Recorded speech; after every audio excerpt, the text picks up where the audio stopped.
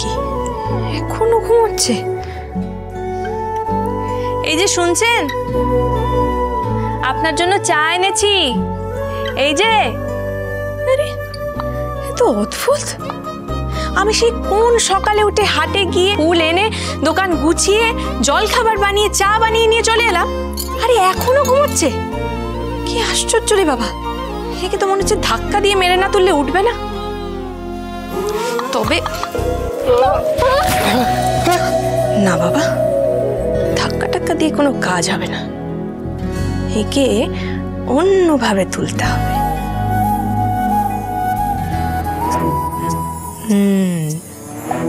মদের নেশা আজ আমি ছুটিয়ে ছাড়বো, দাঁড়াও।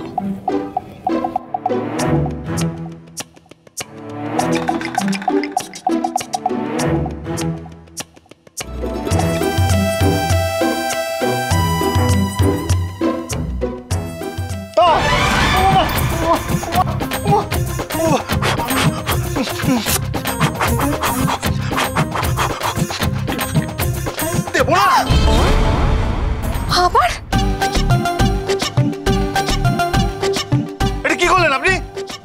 বেশ করেছি, আপনাকে আমি অনেকক্ষণ ধরে ডাকছি, কিন্তু আপনি টু শব্দটি করেননি। তাই এইভাবে আপনার ঘুম ভাঙানো ছাড়া আমার তো কোনো উপায় ছিল না।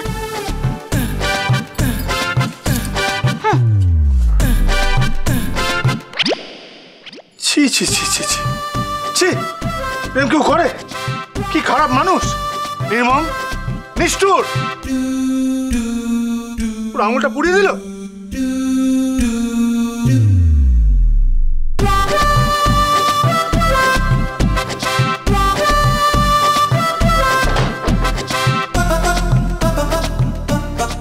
যদি তোর ডাক শুন কেউ না আসে তবে একলা চল। কি করছেন আপনি এখানে? দেখছেন কি? হ্যাঁ, আপনি এখানে কি করছেন? হ্যাঁ, কি করছেন এখানে? আপনি তো এক্ষুনি বাড়ি গিয়েছিলেন, আর হুট করে ঘরে চলে এলেন। বারবার ঘরে ঢুকে আসছেন কেন? কি মুশকিল তো, এটা তো আমারও ঘর নাকি? আমার ঘরে আমি যখন খুশি যতবার খুশি আসবো, আপনি কি আমাকে বলে দেবেন নাকি? আরে এত তাড়াতাড়ি ফিরবেন জানলে আমি তো জামা কাপড় নিয়ে ঢুকতাম নাকি? হ্যাঁ, যেন উনি ছাড়া আর কেউ বাথরুমে জামা কাপড় না নিয়ে ঢোকেন না। ভূত! এই এই এই শুধু শুধু কথা বাড়াবেন না তো। এই আলমারি থেকে জামা কাপড়গুলো বার করে আমাকে দিন তাড়াতাড়ি। দিচ্ছি।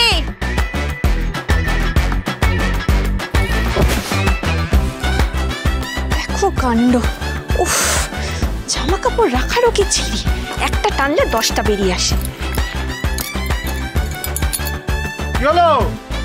এতক্ষণ লাগে নাকি একটা জামা বার করতে? হ্যাঁ, এই আপনি আমার ড্রয়ারে হাত দিচ্ছেন না? ড্রয়ারে কিন্তু হাত দেবেন না, বলে দিলাম আমি।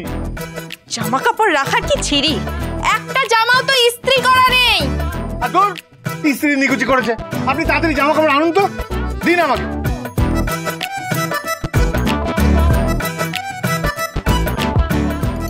ধরুন,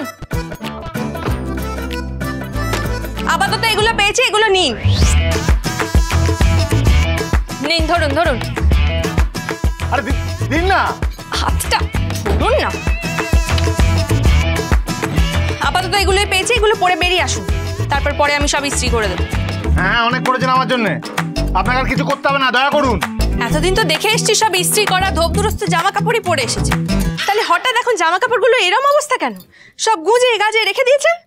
বেশ করেছি, হ্যাঁ বেশ করেছি, বেশ করেছি, গুজে রেখেছি। একটা সাধারণ কথার উত্তরে এরকম দাঁত মুখ খিচিয়ে দিতে হবে আপনাকে? হ্যাঁ, দাঁত খিচিয়ে দিতে হবে, এটাই আমার স্বভাব। আমার তো মনে হয় আপনি এগুলো ইচ্ছে করে করেন। কি ইচ্ছে করে করি? হ্যাঁ, তা নয় তো কি? আচ্ছা, কেন কেন মনে হয় আপনার? আসলে ধীরে ধীরে চিনছি তো, তাই বুঝতেও পারছি আপনাকে। শুনুন, আপনাকে আমাকে নিয়ে অত ভাবতে হবে না, ঠিক আছে?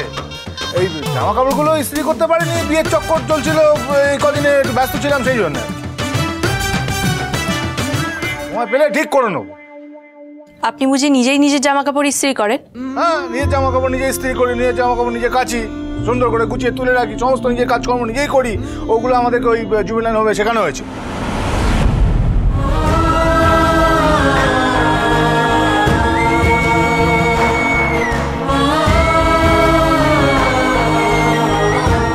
তারপর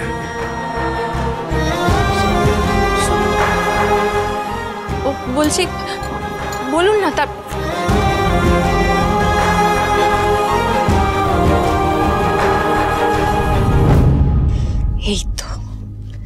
এই তো পূজারিনী, তুমি একদম ঠিক পথে চলছো। এইভাবেই তো কথা বেরোবে পেট থেকে। চালিয়ে যাও পূজারিনী, চালিয়ে যাও।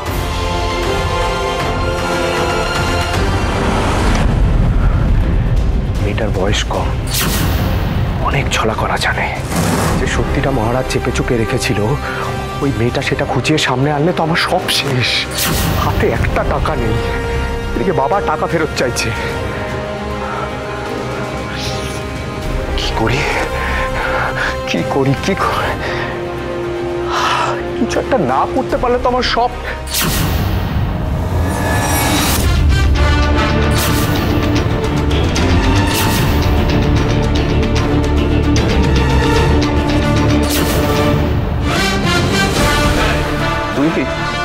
তুই এখানে খুব চাপে আছিস মনে হচ্ছে।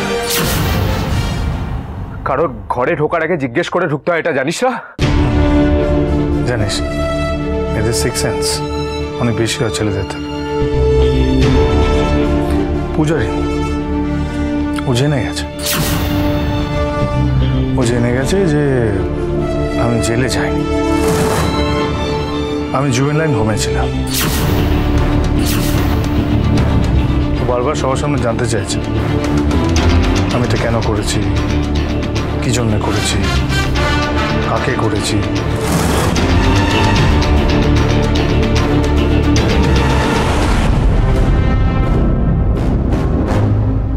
দরজা বন্ধ করছে কেন?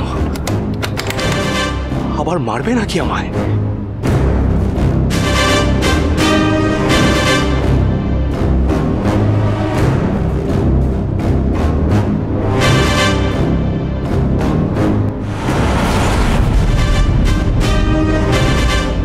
দাদা ভাই, স্কুলে কেমন করে আপনি আমার ভাসিয়েছিলেন মনে আছে তো? বিক্রম দাদাকে নিজে সিঁড়ি থেকে ঠেলে ফেলে দিয়ে খুন করে দিয়ে।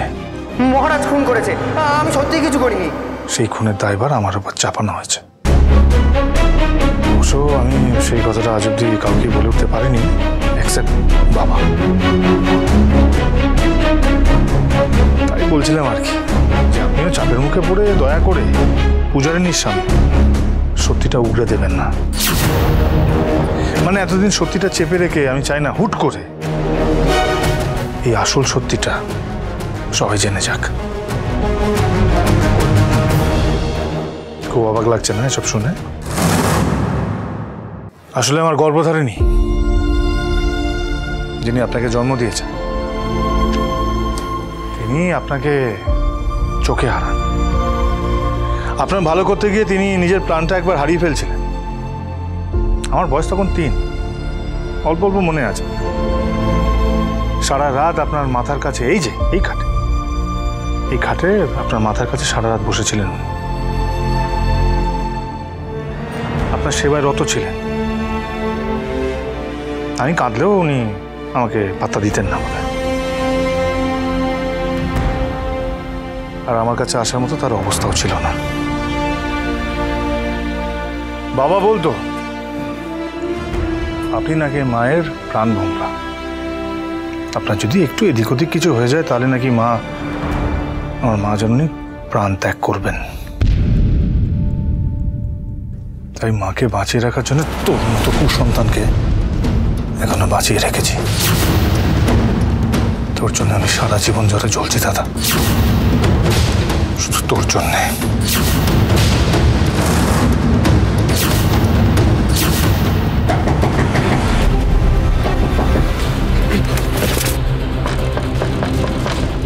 মা বোধহয় ভালো সময় এসেছে। মহারাজকে এই ঘরে দেখলে আশ্বাসে দেবে।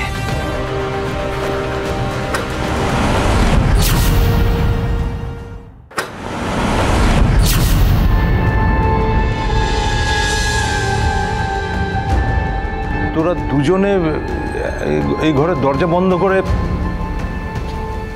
কি রে মহারাজ? হ্যাঁ, কি করছিস এখানে?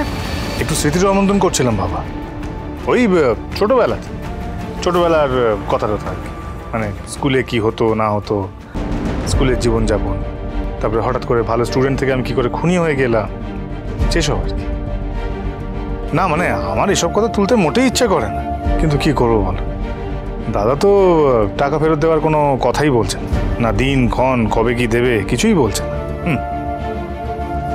তাই আমাকে বলছিলাম যে আমারও মুখ বন্ধ করে রাখার একটা মেয়াদ আছে। শোন, তোকে আমি 1 মাস সময় দিচ্ছি, তার মধ্যে বাবা 70 লক্ষ টাকা বাবাকে ফেরত দিয়ে দিবি। বাবা তোর একার নয় মহারাজ, বাবা আমারও। না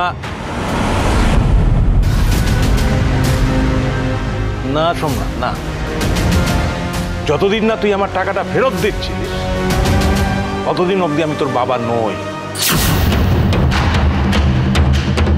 ততদিন অবধি তুই আমার কাছে একটা চিটিং মার ছাড়া আর কিচ্ছু না। বাবা আমারও।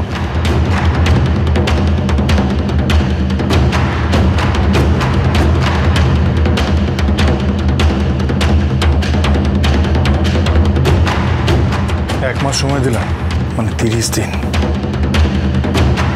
তোর হাতে 30 দিন সময় আছে, তার মধ্যে বাবার 70 লক্ষ টাকা বাবাকে এনে ফেরত দিবি, নাহলে খুন করে দেব।